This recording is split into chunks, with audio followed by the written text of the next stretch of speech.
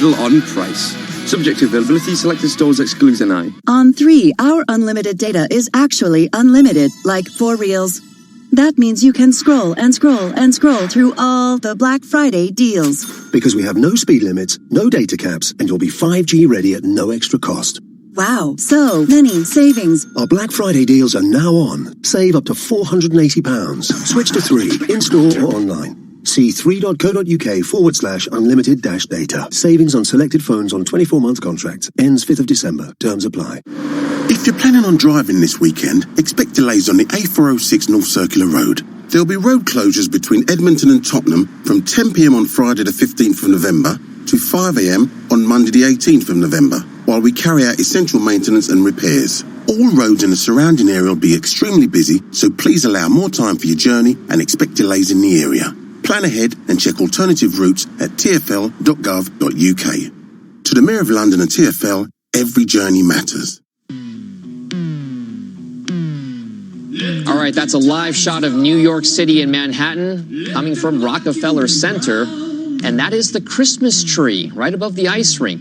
It's a signal for the time of year, and it's not even Thanksgiving yet, but still the Christmas season getting in full swing in Manhattan. Welcome back to the show. Ford has officially unveiled its latest entry into the electric auto sector with the Mustang Mach-E. The company has transformed the classic American muscle car into a performance sport utility vehicle. CNBC's Phil LeBeau sat down with Ford CEO Jim Hackett at the LA Auto Show to discuss that new vehicle. Here with Ford CEO Jim Hackett on a big night as you unveil the Mustang Mach-E. What was your reaction the first time that you saw this version and they said, we want to call it a Mustang? It actually was preceded by the first EV iteration that I didn't think was good enough, but it was all instinctive because, Phil, you know, I came from outside the industry, so I involved Jim Farley, who's had a rich history, Kyle Tai-Tang with product development. I said, hey, guys, this isn't good enough. And Farley came back with the idea of having the Mustang inspire the next iteration. When I saw that, I said, this is the right direction. But in Ford, I got this secret weapon in Bill Ford. I mean, he's not hands-on, but I can go to him and say, will you go with me and look at this? And his eyes got big when he started to see the evolving design, so I knew we had something. How important is it that you get it right?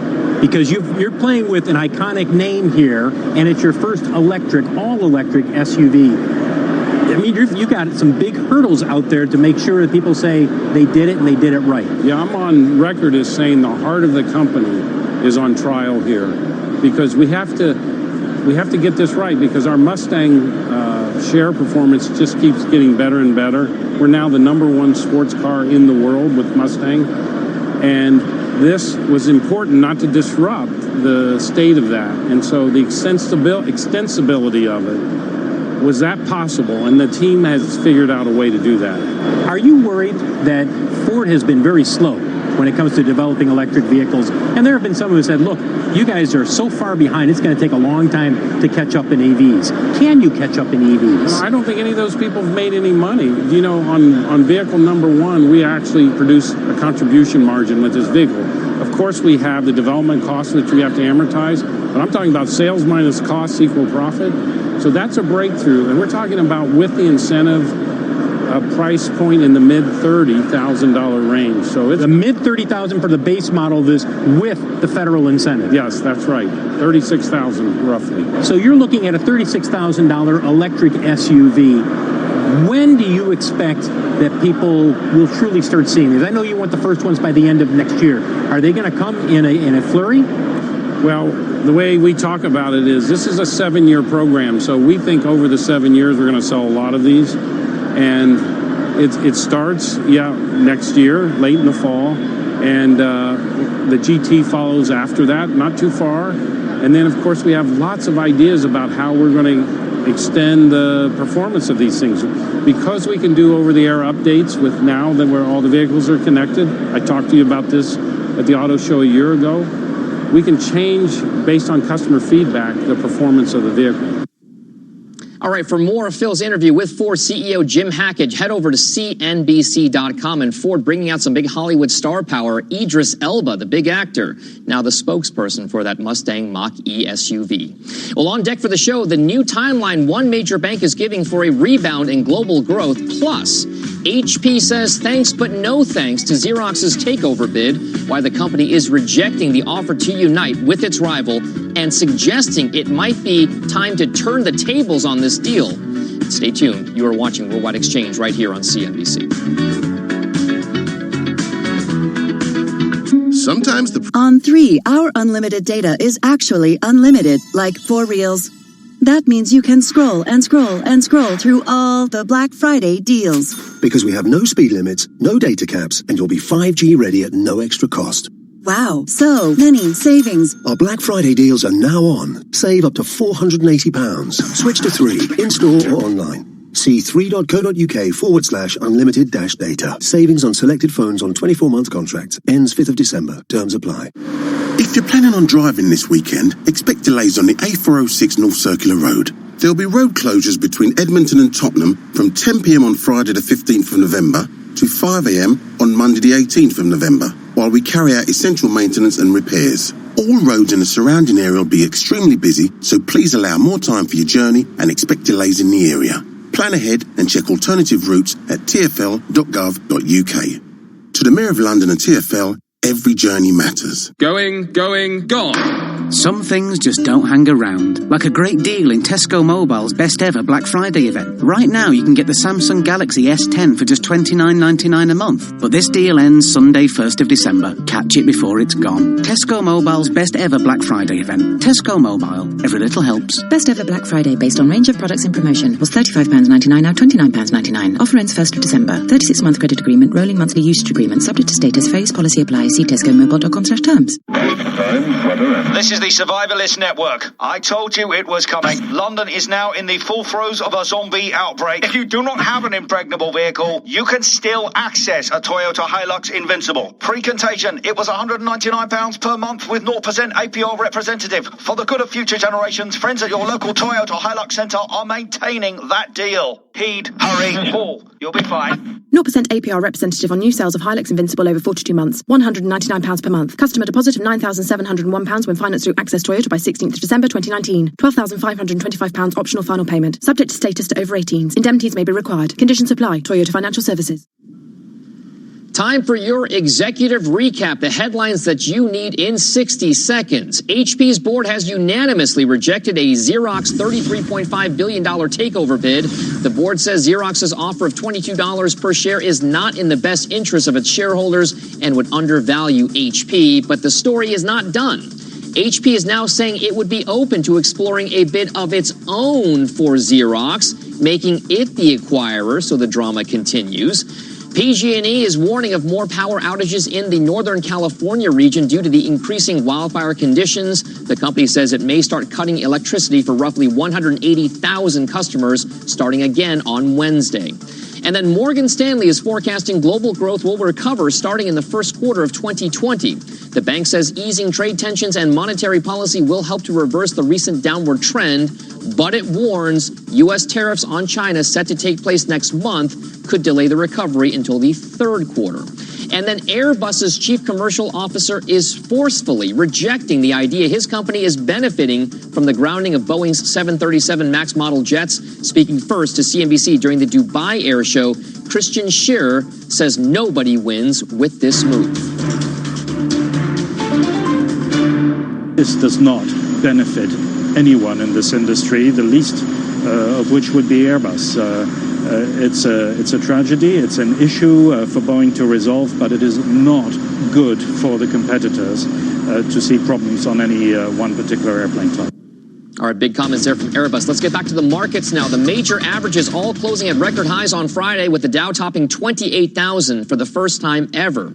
For more now, I'm joined by Steve Cheverone, equity strategist and portfolio manager over at Federated Investors. And Steve, morning, John. Good morning. All right. Do you feel good? Are you bullish? Is this going to keep going? We do feel good. I mean, 3,100 was our target this year, which seemed crazy in January, or at least to a lot of other folks. And so the markets have kind of played out the way that we had expected. We thought that the global slowdown in the first part of the year would lead to stimulus and kind of a reacceleration. We think we're seeing that. I think you always have to have humility at the highs. And so, could we see a pullback? Sure, absolutely. But our view has been consistent. If there's no recession, the bull market's not over. I don't see a recession, so I'm not conceding the end of the bull market. Let's put your portfolio manager hat on here, because that's your job to make asset allocation decisions with markets at record highs. Are you starting to trim a little bit at these levels? So we trimmed already. So we trimmed back in the kind of midsummer when we first hit that 2,900 level. We were at 8% overweight as a firm. We took that to 3%. Seemed prudent, but actually was wrong at the time. I mean, we could have stayed with that 8% overweight. As we look now, and we think the economy is reaccelerating, we're looking to add, if anything. And we think there's some areas, both internationally and in the value part, the value cyclical part, especially on the small cap side, that look attractive. All right, take us through the game plan. Where would you be adding on weakness here? I think you've got to look at small cap value, actually. If you look at small caps in general, they still remain undervalued relative to large caps. They've lagged, at least in the first part of the year. And we think on the value side, you've seen that yield curve steepen now significantly since Labor Day. You've got a lot of banks in that kind of small cap value. So that's an area we have our eye on. So banks I've heard as a value theme for the better part of maybe 3 years or more at this point. Seems like 30. But it never seems like it really pans out. What makes it different this time around? Because the yield curve is still at historically relatively depressed levels. It is, but it's a heck of a lot less depressed than it looked in August. And so, I mean, you've had 80 basis points of steepening. We tend to look at the federal funds rate versus 10-year yield. You've had 80 basis points of steepening. Since that time, you've seen banks generate almost twice the return of the S&P 500. We think that could have legs. That doesn't mean we're going out and selling our growth. We still think that that's well positioned. But as you have cash to bring to the market, that's an area that we're looking at. The safety trade has been a huge focus for so many investors over the course of the past 9 months, a better part of a year now.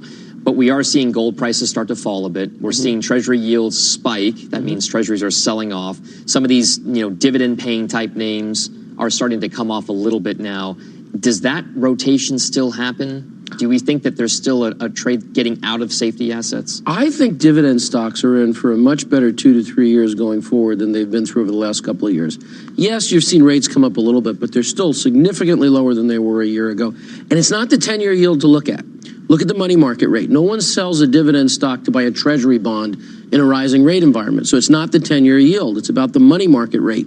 We've had 3 rate cuts. Money market rates have gone from 250 to 175. We think that rate difference is what pushes dividend stocks higher. All right. Steve Cheverone, Federated. Thank you very much. Thank you, sir. All right. That does it for the show. On Worldwide Exchange, Squawk Box picks up all the coverage right now. Good morning. Crisis in Hong Kong. Police confronted a group of activists armed with makeshift weapons. Protesters threw Molotov cocktails and fired arrows at police. We'll take you there live. New this morning, reports say President Trump is backing off of a crackdown on e-cigarettes, offering potential new life for an industry that's been scrambling for its very existence. And the Dow climbing above 28,000. We're going to talk about the big events today that could move stocks, including some negative trade buzz out of Beijing. It's Monday, November 18th, 2019, and Squawk Box begins right now.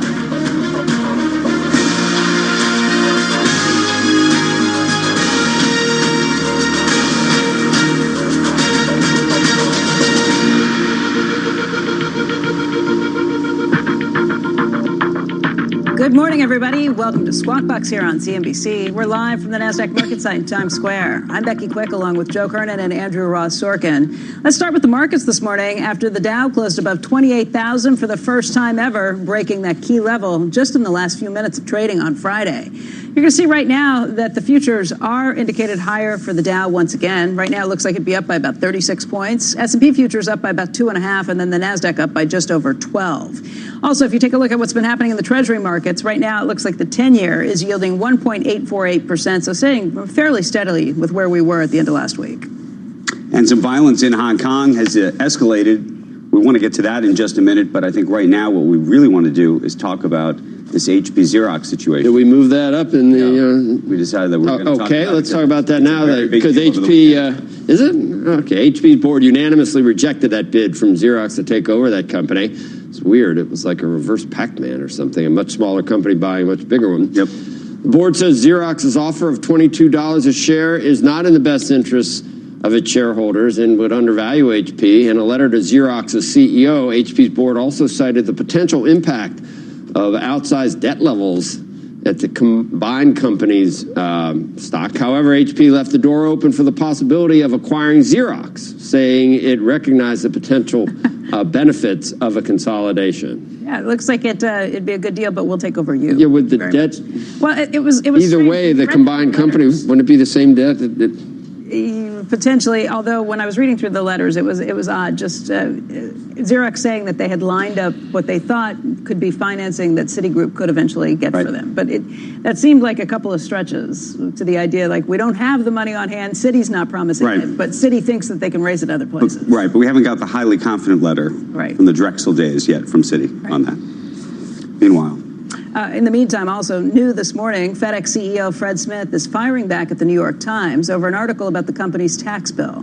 The New York Times published an expose yesterday on the company's taxes. The paper reporting that between 2017 and 2018, FedEx managed to cut its tax bill from $1.5 billion to zero, as its effective tax rate dropped from 34% to less than zero.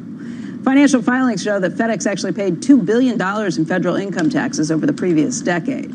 The Times said that this all came after FedEx and its CEO, Fred Smith in particular, lobbied hard for the Trump administration's tax cuts. Those tax cuts were designed to encourage capital investments by companies. But the Times said that FedEx spent less on that in 2018 than it did in 2017, passing most of the savings on to shareholders through buybacks and dividends. In a statement last night, Smith calls the report distorted and factually incorrect and challenges the publisher and business editor of the Times to a public debate. The Times has yet to respond to Smith's challenge. It was a very lengthy piece. Read through the entire thing. It was put on the front page, and it kind of looked at what's happened with corporations overall, but it used Fred Smith and FedEx as their vehicle for how they told this story. To me, and I don't know the history of the piece, but the interesting part was less to me about FedEx actually, and about the larger question or larger issue that I think that the piece was effectively illustrating, which was that what the authors of the article did was apparently look back at every company that had lobbied, not just lobbied, but every company that had gotten a big tax break as a result of the tax cut, and what they ultimately did with the money. And to me, what was so interesting was the companies that had the biggest tax break, oddly enough, spent less money on new capital investments. Although, you know what, they hedged that. I read through it very carefully. They never said what the company spent in 2017 or in 2018 on capital expenditures, just said less than, more than. And on what they spent in 2017, they said spent less than they had projected in December of 2016, right before it passed. But they never said what it was versus 2015 or the rest. And that's, they were just some numbers that were missing from it. What's the point of, it was not in the op-ed pages. No, I think. Okay, well, was the point of view, in your view, a fair description of the state of things? Because the last one, which was in the op-ed section, the Gabriel Zuckman piece, that was totally. This piece was trying to figure. What was the point of view? Anti-corporation, greedy, you know, getting. I think the point was because we should expect that, right? I mean, no. It's like you can discount it. Like I see it, and it's like, okay, you know. No, I think the larger point. Well, what's Fred's problem with it? What's Fred's problem with it then? The larger point of the piece was the companies that got huge tax cuts didn't go and use it on capital spending. What was the point of the tax corporations? Yeah, if the demand warrants additional capital spending, correct. But that was, and it's in the company's. It's the company's decision. It's their decision, only their decision, not people that decide they should be doing it for. But the reason why Fred Smith, I believe, was called out in particular in that piece was both because the number got to zero, and look, I think because you can depreciate assets as quickly as you can. I think that's what happened. I think they that's did what spend, they did. But you can spend it in the first year, and I think they did spend a lot on capex. Having said that, he was also one of the sort of most vocal proponents for the tax cut, and specifically said, if in fact we got the tax cut, everybody, corporate America across the country, was going to spend a lot of money on capital spending. Well, we'll see. And ultimately, I think it worked for a couple of quarters. For a couple of quarters, it worked. And that's and we'll see. There was Yeah, we'll see. There was a global slowdown, obviously. There was a manufacturing slowdown. The piece also brought up that the Trump trade war might be part and the of Trump trade war, and we see that there was a specter of a recession that now has faded a little bit. So all these things factor into what a company does. You can't get blood from a turnip. If it's time to spend on capital, you do it. Just because you say you're going to, if things change in the rest of the world and things slow down. That's the counter argument. Then the tax cuts maybe didn't do what they were supposed to do. If it goes into buybacks, if it goes in, at least it's not staying abroad where it was. At least some of it's being repatriated. No CEO in America was running around Washington saying, please give me a tax cut so that I can go buy back my shares. Nobody was I'd doing actually that. love to see a debate with Fred Smith. I and would some of too. these people. It'd be interesting to kind of watch it play out because just he in believes general, very much. I mean, you didn't even have a problem. You wanted to cut to like, I don't know, you want to go to 28 instead of 22 or whatever it was. Okay, we needed to be more competitive. We had higher rates. I would have gone lower tax cuts on corporates. Right, 100%. Okay, but not this low, I and probably then you would've would have gone paid this for.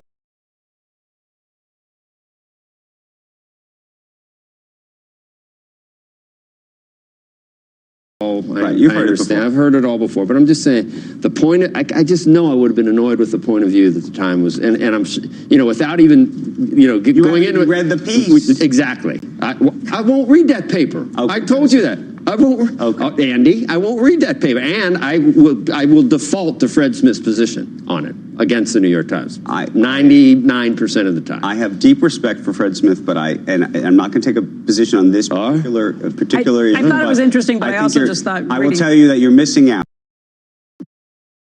With the New York Times, maybe the style section, as you can tell. I will go back to the point, though, that there were numbers missing, and I read the entire piece looking for the numbers missing. They weren't in there. I would have liked to. Well, I was too busy winning 4 out of 5 games. On DraftKings? Yes. Yeah. On back almost to $600. Okay, I want to talk about 4 out of 5, dude. But separately, I want to talk about Kaepernick later with you.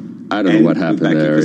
Okay, but in the meantime, we have some other business news to get to. I really don't want to talk about it. The Cap story is a business story. WeWork reportedly planning a massive round of layoffs in a bid to become financially stable. This, according to the New York Times, Joe, you probably missed the story as well. The company could announce 4,000 job cuts as early as this week. The Times saying that number could eventually jump to 6,000. WeWork declining to comment when contacted by CNBC. We kind of knew this was coming. We knew this was coming, but I think really this is now just magnitude. Is it 4,000? Is it 6,000? Right. 2,000 jobs are real ahead of the holidays, meaningful. Separately, Saudi Aramco saying it's aiming for a valuation of up to $1.7 trillion for its planned IPO. That, of course, falling short of that initial $2 trillion targeted by the Saudi Crown Prince Mohammed bin Salman.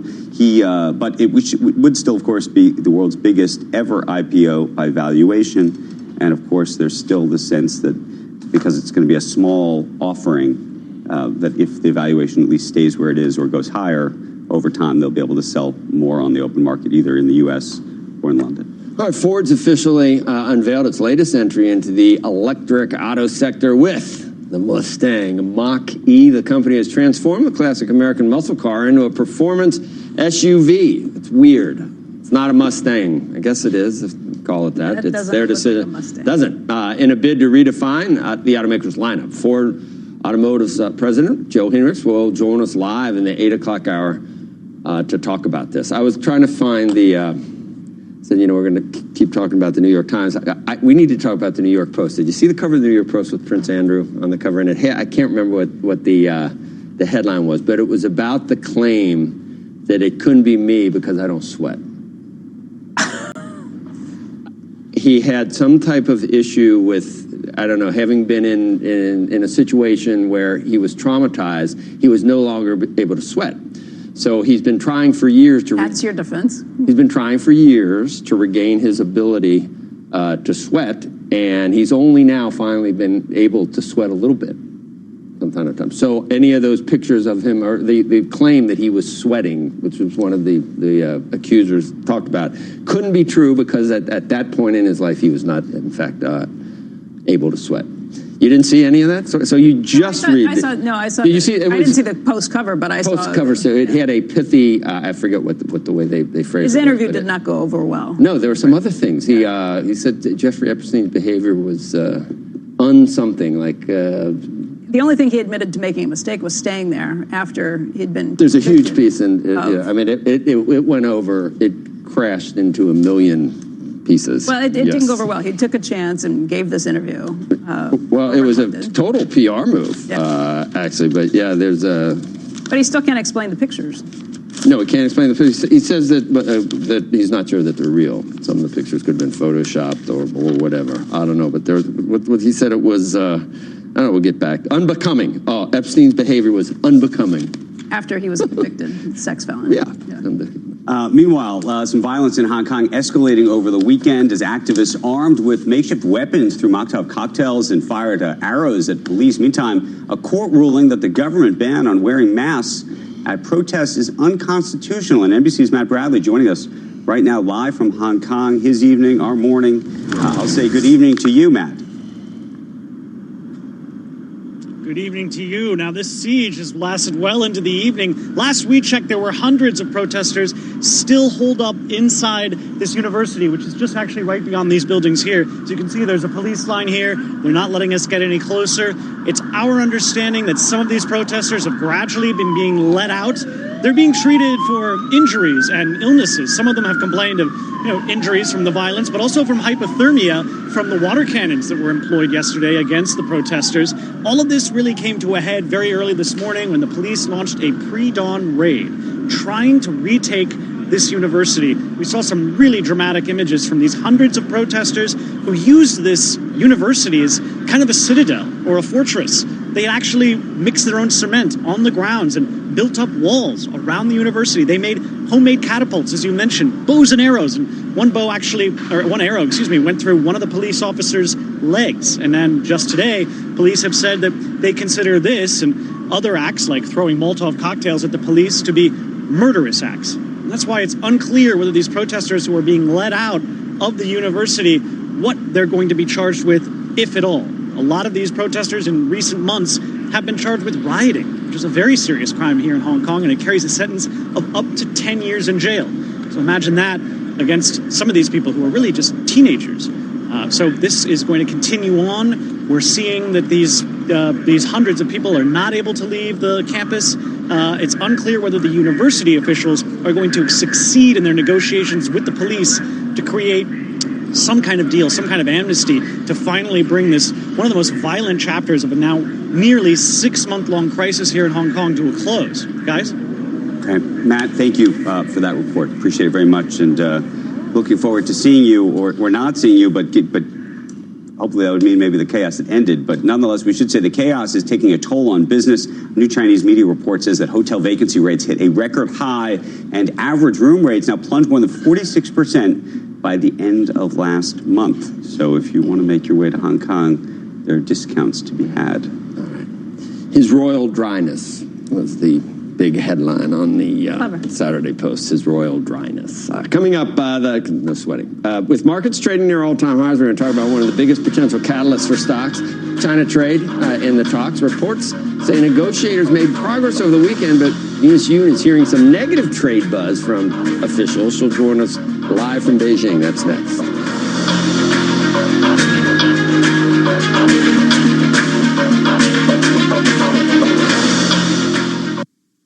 This CNBC program is... I've got to tell you about our beautiful city break in Bath. Midweek is the perfect time to beat the crowds. Just an hour and a half by train from London. It was so relaxing. We headed straight for Bath Christmas Market. Oh, I can still smell the roasted chestnuts and mulled wine from the chalets. Next, we donned our skates for Bath on Ice. I'm a natural. Didn't have to hold on to anything. Or anyone. There's so much to do in Bath. I'm already planning my next trip. Discover the magic of Bath this Christmas. Plan ahead at visitbath.co.uk/Christmas. Whatever job you're searching for, you can find it on LinkedIn. First jobs, flexible jobs, work from home on a Friday jobs, advertising jobs, accounting jobs, HR, PR, even ER jobs, Soho jobs, Shoreditch jobs. Keep me away from the central line jobs. Banking jobs, building jobs, never ever boring jobs. Small jobs, big jobs, lunch in Borough Market jobs, or even voiceover jobs, which is how I ended up recording this ad. Search millions of jobs on LinkedIn and find one meant for you.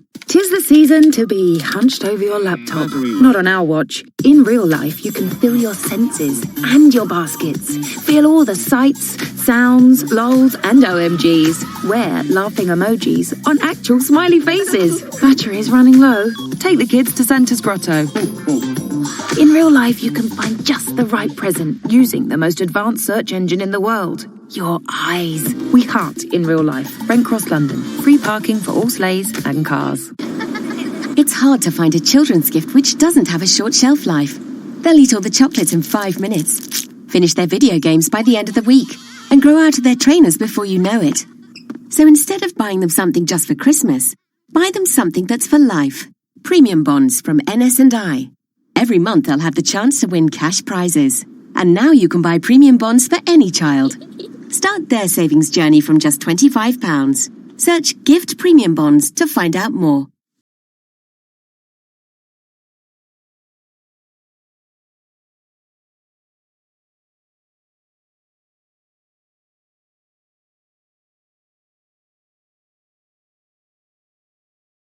The Dow topping 28,000 in Friday's session. We have an update now on one big market catalyst, the China trade talks. Over the weekend, Chinese Vice Premier Liu said he spoke on the phone with Treasury Secretary Steven Mnuchin and U.S. Trade Representative Robert Lighthizer. Chinese state media says the men discussed a Phase 1 trade deal, and the discussions were constructive. Eunice Yoon joins us now with a read on how Chinese officials are viewing the impeachment hearings and what that could mean for a deal. Larry Kudlow's been saying we're getting close. I've heard that a couple of times in recent days. Eunice, you're hearing that maybe we always go 3 steps forward, 2 steps back. What is your insight here? Well, actually, I spoke to a government source who is familiar with the trade talks, and there appears to be growing pessimism within the Chinese government that a trade deal can be done, and especially by this year. And the source had told me that there were a couple of events recently that have really soured the mood within the government.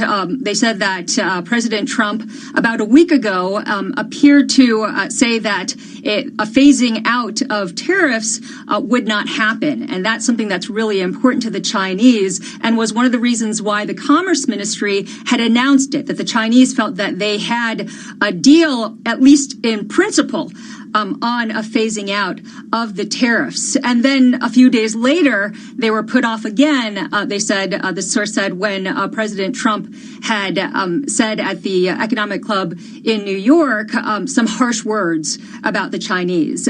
He said them before, that the Chinese are cheaters, those types of things, but it just really didn't go over very well. So in addition to that, there is still disagreement over some of the basic points within a phase